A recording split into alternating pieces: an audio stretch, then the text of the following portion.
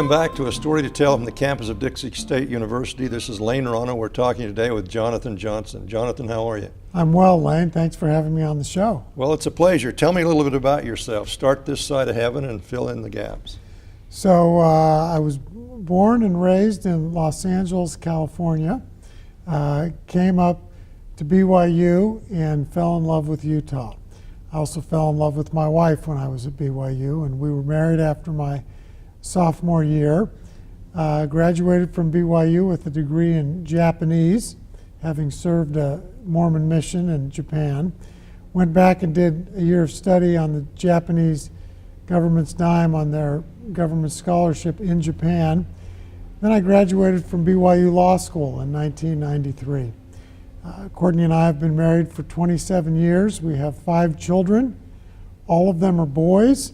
So our home is full of dirty crew socks and a few holes in the drywall. But our boys are great. They're aged 11 to 22. So we've got a pretty good span. And that's my kind of beginning story. Practiced law for several years, including clerking for the Utah Supreme Court. Then went back to Los Angeles and worked for a couple of big, large international firms. And when my oldest son, Jonathan, was in first grade, one Sunday evening, he said to me, "Dad, I'll see you next Sunday." And I hadn't been traveling. I wasn't going to be traveling. It's just that every morning I got up and went to work before he was up, and every evening I came home after he was in bed. So Courtney and I sat down and we said something's got to give. We decided to move back to Utah, and I joined a software development firm as its general counsel. That company went public. I later became its CFO. And then 13 years ago, joined Overstock.com, first as its in-house lawyer, a legal department of 1. Quickly joined the executive team, became the president, helped grow that company from its startup time of 18 people to 1,800 employees that we have in Utah today, from a small startup to a company that will do close to $2 billion in sales this year. Currently the chairman of the board. I'm not involved in the day-to-day operations anymore, which gives me time for my current pursuit, which is running for governor of the state of Utah. And your wife is all right with this? It took a little cajoling, but yes, she's all right. She's on board. We love to travel the state together to meet the people of Utah and hear their hopes and concerns.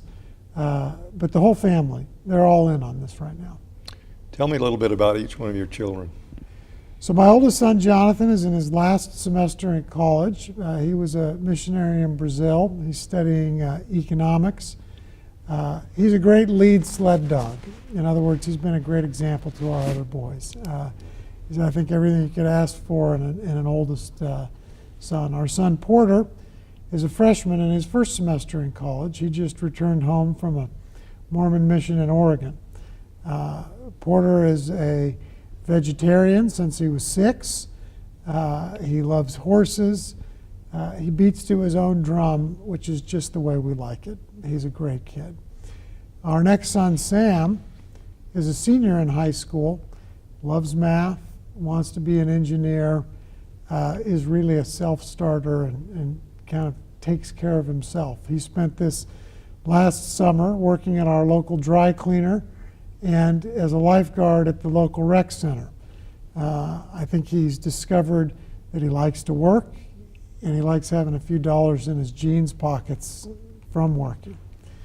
Then our fourth son, Davis, is a sophomore in high school. He plays the bass. I think he's the most ladies' man of our boys. He's got a good group of friends, and we like them. And then our youngest son, Quinn, is a 6th grader, smart as a lick, and like most youngest kids, is wise beyond his years because he's hung around with his older brothers for so long. All of our boys like sports. They're good kids, and our youngest son Quinn yesterday for picture day was brash enough to wear his Jonathan Johnson for Governor shirt for class picture day. So, Did they allow him to have it on? yeah, they let him wear it. So there we go. Well, I hear all these horrible stories about dress codes at schools. How did you meet your wife? Courtney and I met at the Wilkinson Center at BYU. A mutual friend introduced us. I think we both had a spark go off pretty quickly. I had already received my mission call and was focused on getting ready to do that. So nothing really came of it until I came back from Japan. And She waited for you? well, I'm not Sort sure of. she waited for me. She continued to date. She had other proposals of marriage, but I think she had some hope that I might be interested in her. And the good news was I was. When I came home, I looked her up, and things quickly hit off, and we were engaged 6 months later and married at the end of a year. How long ago was that? 27 years ago, 1988. Fantastic. What do you do for fun? I like to read. I make a goal of trying to read at least 12 books a year. I like to read the paper. I also like to cycle. I've got a road bike that I probably put 2,000 to 3,000 miles on a year. I find it's a good way to clear my mind. I can either go out with my buddies and get behind one of them and draft and think to myself, or we can ride shoulder to shoulder and watch the sunrise along the Wasatch while we chat about things important and unimportant. How far do you ride each day? When I get out, I usually do somewhere between 20 and 40 miles, and I probably am out 3 to 4 days a week, spring through fall. When the winter comes, it's going into the dreaded cycle camp and sweating in a dark room. You've announced you're running for governor. Why? A couple of years ago, I read a book called Leadocracy, which is the combination of leadership and democracy. There it is. It's written by a fellow named Jeff Smart, who I think is a great business writer. And the premise of the book is that the quality of leaders that we elect or hire determines the quality of government that we get.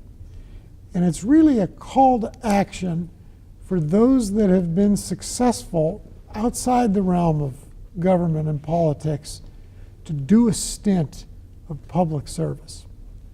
And at the end of the book, there's a call to action. There's actually a certificate in the book that I filled out as I was reading this book on a plane that said, I, Jonathan Johnson, filled my name in, commit to 2 years of elected public service before my 70th birthday.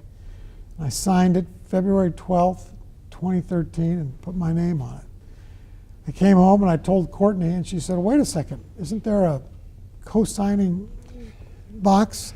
I said, look, 70 is a long time away. But as things have transpired at work, and I've had this opportunity to move out of the day-to-day into kind of more of a strategic role at Overstock, it felt like a good time. And I think I bring a lot of decision-making leadership to the role. I've helped not just create jobs in Utah, but build careers in Utah. And I think that's what we're really looking for. Careers where Utahns can afford to raise their families and stay in Utah. I manage a budget that's well over $1 billion. That's more than anyone who's ever run for governor that wasn't an incumbent has managed in their pre-governor life. I have a legal background, I clerked for the state Supreme Court. I think I have a unique set of skills that have been honed over kind of a varied career that I can bring to the governor's office. What does Overstock.com do? Overstock.com is an online retailer, and we started as a liquidator where we would buy from manufacturers and retailers last year's product that went unsold, overstock if it were, and sell it to people on the internet at great deals. Over the years, our business model has changed so that now most of what we sell is first run, this year's product, brand named product, So we're basically an online department store with about 1.5 million different products for sale on our site, that we try and always be the low price on the internet, offer value to our customers. What are some of the things that need to be changed in Utah government? Well, there are a lot of things that are going well in Utah. And so I can't argue that the state is broken. I think it's good, but it can be great.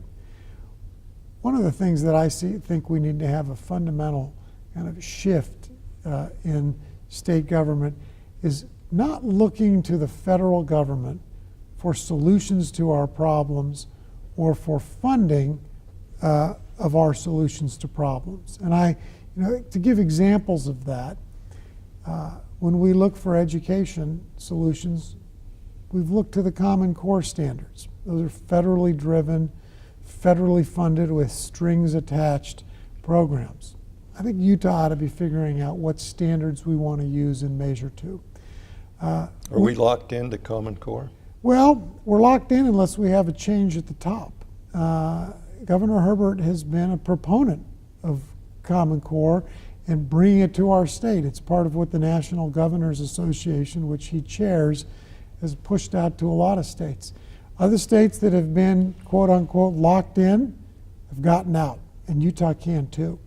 And I think the way we do that is we let local school districts and charter schools determine what standards they want to teach to and test to. And those can be national tests that let us measure our progress against other states on an apples-to-apples basis, but they need not be Common Core-based tests. We ought to be testing to Utah values and Utah sensibilities, not the things that are being pushed to us from Washington. Now, is this elementary school through high school? It's elementary through high school. And I look at my boys, and what they've done these first weeks of school is they've gone and they've taken the SAGE test. And they're going to take it once, they'll take it at the beginning of the year, they'll take it at the middle of the year, and they'll take it at the end. And that's nice that they're getting their progress measured and we're seeing what they're doing. But those SAGE tests are all Common Core based tests. And so teachers, to show improvement, and we want our kids to improve, teach to the test. And I think we need to find a test that's not Common Core based. And there are plenty of those that exist today that we could be teaching to, because the tests that we choose to measure by determine the curricula that we teach and the books that we teach from. And if we don't pick the right test, if you lean your ladder against the wrong wall, you climb to a place you don't want to be. And we've leaned our ladder against a Common Core wall. What are some of the other things that Governor Herbert is supporting that need to be changed? Well, I'm not a big fan of this push for Medicaid expansion. Again, it's looking to the federal government to solve Utah problems. And it's looking for more funds from the federal government so we become more reliant on the federal government. We preach and practice self-reliance as individuals and as families. We should be doing that as a state as well. The Medicaid expansion comes with a promise that the federal government will fund 90% of it. That's a promise ready to be broken. In fact, it's a promise that's not even true at the beginning. Paul Ryan and the members of Congress have told our legislature not to expect 90%. This so-called Gang of Six has gone back to Washington and talked to the Utah delegation of Congress. They've told the Gang of Six not to expect 90% funding from the government. So it's a promise that's broken from the beginning. But even if it's not broken, we don't know what the cost of that 10% will be. We've got projections, kind of a best case, a middle case, and a worst case sense of what we think that 10% may cost. But most states have done that, and almost all states that have done that have seen the actuals come in above the projections. Sometimes to That's typical government. Of course, sometimes to the tune of 2 or 3 times above the worst case scenario. You know, the way I like to think of it, Lane, if I said I'll pay for 90% of your new car, When are you going to do that? I need a new car. Yeah, there you go. You like that answer. And you may think, I'm going to get a brand new Chevy, and 10% of it's going to cost me $5,000. And you go, well, that's within my budget. I'm ready to do it. But when I pull up into your driveway in a Silver Cloud Rolls Royce and say, your 10% is 150 grand, you may say, wait, I don't have that in my budget. And yet that's what we're trying to sign up for with this Medicaid expansion. It's looking to the federal government to solve a problem in a way that's actually going to create a problem for us. Is there a need for something else maybe as an alternative to expanding Medicaid? Well, I think one of the great virtues of Utahns and of Americans is that we're a charitable people. We like to have a safety net for those that have fallen through the cracks. And that's what Medicaid is. And it catches most people. Now, there are some it doesn't catch. And I thought Obamacare caught everybody. Well, let's not get started on Obamacare. That catches everybody, but what it does is it puts the cost on everybody. Right. And so, I've seen as an employer, our insurance premiums go up. Obamacare actually encourages us to not provide insurance. The penalty for not providing insurance is less than the cost of providing insurance. But as a good employer, we've decided to do the right thing, even if it's the more expensive thing, and continue to provide insurance. But the costs go up, the premiums go up, the cost of health care goes up. I think what we need to do is, instead of making the government the agent of our charity, which turns a virtue into a vice, we should say, look, there's an opportunity for people to step up and fill the gap. We have a safety net with Medicaid. When it doesn't catch everybody, let's have churches and individuals and charity organizations step up there. Make that virtue a virtue again, and make the blessings of doing good things come to those that do them voluntarily rather than forcing all to do it. What are you doing to campaign? Well, for the last year, before I've announced, I've been traveling the state on a listening tour, speaking to chambers of commerce in cities big and small, Daughters of the Utah Pioneers, Kiwanis clubs, frankly, anyone who would have me, to listen, to hear what their concerns and hopes and ideas for Utah are. What was their response? Well, it's interesting. There's kind of common themes depending on the geography. In more rural Utah, the big concerns are we need access to public lands. We need real economic development plans in rural Utah, and we need better education. Along the Wasatch Front, I think the common themes that I heard were we need better education at a primary and secondary level and at a higher ed level. And we need cleaner air along the Wasatch Front. So those are some of the things that I've heard consistently. Now that I'm a declared candidate, I'm doing more of the same. I spent yesterday in Panguitch and Cedar City meeting and talking to people, doing the same in St. George today. Last week it was Logan, the week before it was Richfield. Of course, when I'm home, I'm meeting with people in Utah County, Salt Lake County, and Davis County all the time. It's spending time hearing what concerns people, hearing what their solutions are, so that when I'm elected as governor, I know what Utahns want to have done and can lead toward those things. Are people generally happy or unhappy with what the state is doing now? Well, it's a mixed bag. I think people are pleased that we have good employment, and I really view our economic prosperity as a tale of two states. Along the Wasatch Front, I think people are doing really well. Business is booming. In fact, I think there's a workforce shortage that's beginning to be alarming. But in rural parts of Utah, there's a real need for jobs. A few weeks ago when I was in Richfield, I was meeting with the economic development directors of the 6 County Association of Governments there, and was meeting with the economic development director from a small county, and she said, if we could just get 10 or 25 jobs to come to our small county, it would make the world of difference. And I think that our state's economic development focus is too much on out-of-state companies and too much on the Wasatch Front. Now, I understand that's where most of the population is. But when I look at what Governor Herbert said in 2010 when he first ran for re-election, he said the Governor's Office of Economic Development will focus on building Utah-based businesses. Has he done that? Well, if you look at what the Governor's Office of Economic Development did in 2014 and 2015, they've given tax incentive grants to 36 companies. 75% of those are out-of-state companies being lured to Utah. And when you look at the actual grants, it's even a larger percentage that goes to those out-of-state companies.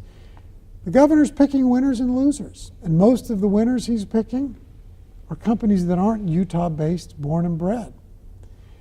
I think we need to have a playing field that's level for all businesses in Utah.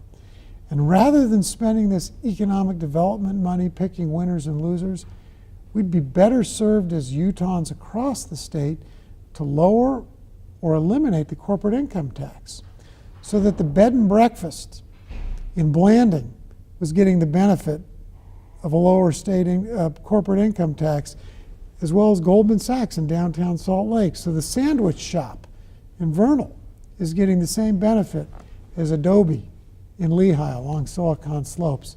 Let's not pick winners and losers. Let's pick something that helps Utah businesses. Treat Utah businesses the same. Treat us all the same. The government shouldn't be in the job of favoring one and thus naturally disfavoring another. What about the day-to-day management of the departments in Utah? I hear a lot of complaints about people not being happy with the way they're treated. Well, you know, I think government, and I think any organization can always run better. And one of the big benefits I've seen and relied upon as an executive is we have outside auditors who come and scrub our books and our processes every year. And I hope they don't find mistakes, but when they find mistakes, frankly, I'm pleased because I don't want to make mistakes. And if they've found things we're doing wrong, I work to get them fixed. I think our current governor looks at the state auditor as an enemy and not a friend. Maybe he is. Not a friend.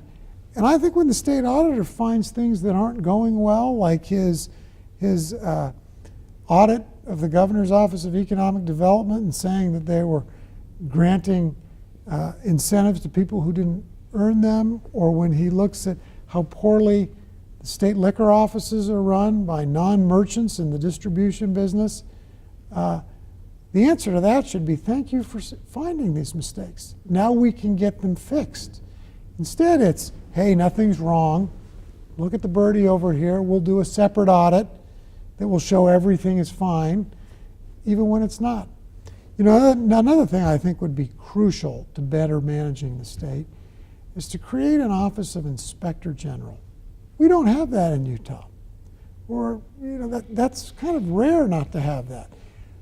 Let Utahns, let government employees have a place where they can anonymously submit complaints about things that they think are going wrong, that those get looked at in a non-biased way to see how we can make them better.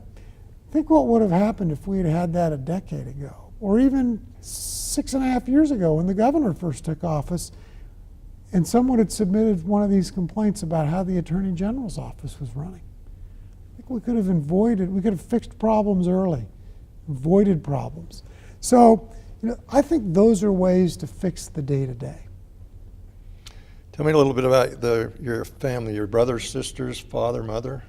You have those, I guess. I have those, except for sisters. I have 7 younger brothers. I'm the oldest of 8 boys, and I have 5 sons. So you see that the Y chromosome is strong in our family. What happened there? I don't know. I always told my brothers that the first of us to sire a daughter was the real man in the family. My brother Ben was the first to do that. So I do have nieces. 4 of our 8 boys live in Utah. 3 live back east, 1 in Washington, 3 in the New York City area. My mother was the biggest influence on me. She was the smartest person I knew. She was committed to faith and to family. I remember once in the 70s, we were grocery shopping with my mom. She had 6 of her boys in tow. This was in the age of the Equal Rights Amendment, and there was someone at the grocery store who read her the Riot Act for having a family like we did, and she said, "My children will do more to benefit society than you know." Frankly, that's always stuck with me, and it's been kind of a driving force for me. She passed away 20 years ago, but she's still a big influence I think about frequently. My father was a lawyer. He's the reason I got into the law. I wanted to be like my dad. I share his name. I consider it an honor and a responsibility to bring honor to his name. He passed away about 2 years ago from leukemia. But again, every time I sign my name, I think of my dad and I think of my son. My father died of leukemia, so we're almost like brothers. We've got a minute and a half left. Tell me about your wife. Courtney's the greatest. She brings real perspective to my views. She's a best friend. We laugh. We were going to Nielsen's. We were driving into the hotel last night, and I said, I think we need an ice cream. And she said, I was thinking just the same thing. We finish each other's thoughts frequently. When I first convinced her to marry me, my mom wrote a letter to Courtney, and she said, Johnny's getting your assent to his hand in marriage is the thing that will bring the most happiness to his life. She said, like 2 eyes bring different focus, the 2 of you will have different perspectives, but those perspectives will make your lives fuller and happier. That's what Courtney's done for me. 1 minute left. What's your final word? Well, my final word is, I hope that the state puts me through a rigorous interview process. They're in charge of hiring our next leader. And I think it's time for the state not to have a manager who figures out what to do best within the status quo, but looks outside the status quo so Utah can go from good to great. I think I'm that kind of leader. Jonathan, we wish you well. Thank you very much for being here on the Story to Tell. Thank you, Lane. This is Lane Ronnow from the campus of Dixie State University. Thanks for being with us on A Story to Tell.